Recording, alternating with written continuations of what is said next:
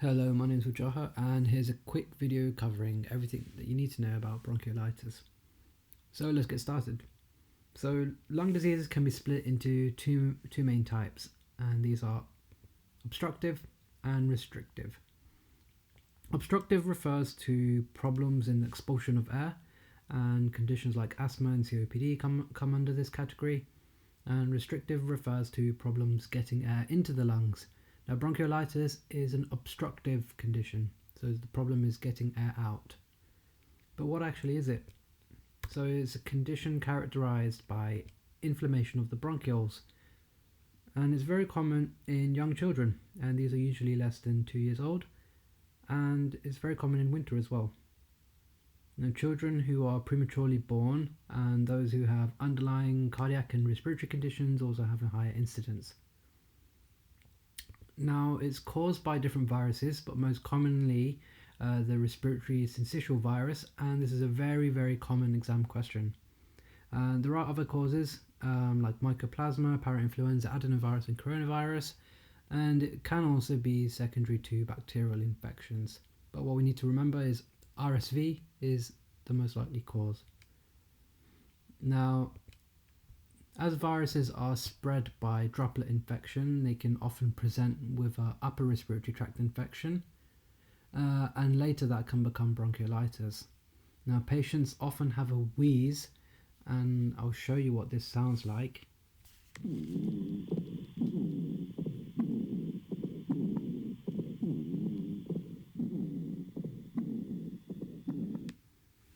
Okay, and they can also get other symptoms like fever, rhinorrhea, which is a runny nose, a cough which tends to be dry, and shortness of breath. And in severe cases, they may have signs of respiratory distress, so intercostal retractions on the chest, and tachypnea. It's usually a clinical diagnosis, and that's based on the symptoms, but we may also do an X-ray, and that's to rule out pneumonia or other sinister causes. And we can also do an RSV test, but it's not usually required, as it's normally a clinical diagnosis. In terms of the management, it's mostly supportive, so things like fluids, oxygen, suction of excess secretions, and as it says on the screen, bronchodilators aren't usually needed. Most children recover within a short period of time as well.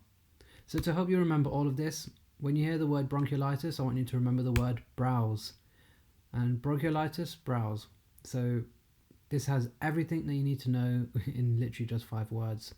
So we've got bronchioles, RSV, obstructive, wheeze, supportive. So B for bronchioles, the bronchioles are inflamed, RSV is the most likely cause, is obstructive in nature, the wheeze is one of the most important features, and supportive management is needed. So remember browse, and you should remember everything you need to know. And lastly, just a question to end things off.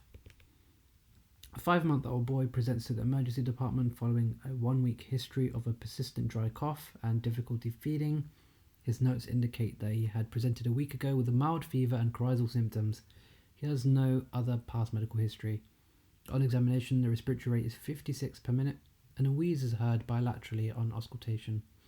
There are no signs of an increased work of breathing, and chest expansion is symmetrical. His temperature is 37.5, and oxygen saturation is 98% on room air. Which of the following is the most appropriate next step in the management? So we've got a 5-month-old boy, quite young. He's got a 1-week history of a dry cough, as well as mild fever and coryzal symptoms. He's got quite a high respiratory rate of 56, and there's a wheeze. So basically, we know that this is bronchiolitis. Now remember what I mentioned about the management. So if we look at our mnemonic browse, S for supportive management. So the answer for this is to continue observation and then discharge with safety netting advice. So that's all I wanted to say today. Very quick video. Please like, comment and subscribe, and I will be back with another video soon.